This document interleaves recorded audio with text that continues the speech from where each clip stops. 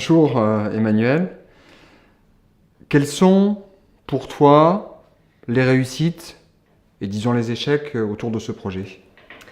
Alors, les difficultés sont vraiment minimes dans la mesure où c'est un projet très simple à mettre en place, dans la mesure où ce n'est pas une longue séance, etc. C'est juste à la fin d'une séance de cours.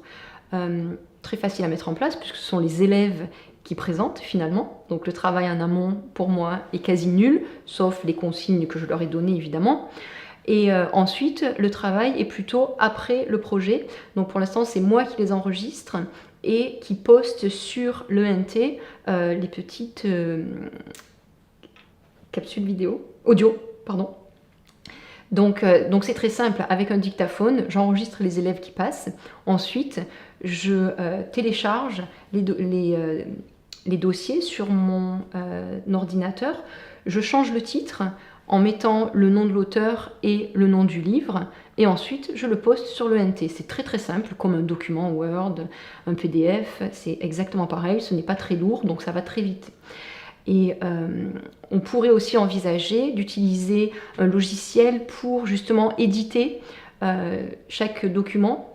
On pourrait utiliser Audacity, qui est gratuit, très facile à utiliser, c'est vraiment très intuitif, donc c'est comme pratiquement un document Word, hein, c'est la même chose, sauf que là ce serait pour couper le début, couper la fin, ou s'il y a des répétitions ou un bruit au milieu, on peut vraiment sectionner, et c'est très très simple d'utilisation.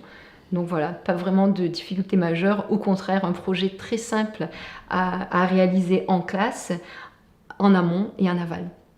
Et du côté des élèves, donc du coup, comment ça se passe? Comment ils utilisent un petit peu l'environnement pour travailler, pour collaborer, pour rentrer dans une dynamique d'apprentissage, disons un peu moins magistrale ou un peu moins en lien avec les cours tels qu'ils sont conçus dans l'établissement?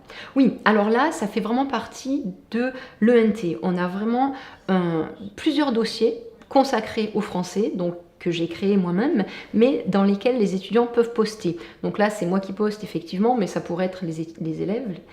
Mais ils doivent eux-mêmes poster régulièrement plusieurs documents pour, par exemple, des biographies d'auteurs, des résumés d'œuvres, et parfois aussi quelques fiches de lecture. Donc ça, après, quand ce sont des travaux individuels, ils me les rendent de façon individuelle, mais on peut aussi avoir un petit dossier là-dessus. En tout cas, l'idée, c'est qu'ils postent des documents Word que je corrige, et une fois qu'ils sont vraiment corrigés, qu'il n'y a plus d'erreurs, ils peuvent tous y avoir accès, mais chacun est responsable chaque semaine de créer un document. Et une fois que le document est finalisé, il l'enregistre pour que justement ils puissent l'écouter au lieu de lire, parce qu'ils ont déjà beaucoup de choses à lire. On a des apprenants plutôt auditifs, donc ils peuvent écouter ces documents-là. Donc le fait d'avoir aussi un petit dossier avec les œuvres qui ont été présentées après silence on lit, c'est vraiment au même endroit, donc ils ont cette habitude. Les introductions, les conclusions des lectures analytiques sont également faites par les élèves, postées par les élèves, je les corrige bien sûr, donc il y a un produit final qu'après tout le monde peut réutiliser, mais c'est vraiment, ça fait partie de cette idée de partage et cette idée d'autonomie des élèves qui font le travail, et après il est vraiment partagé, et on peut aussi toute l'année y retourner.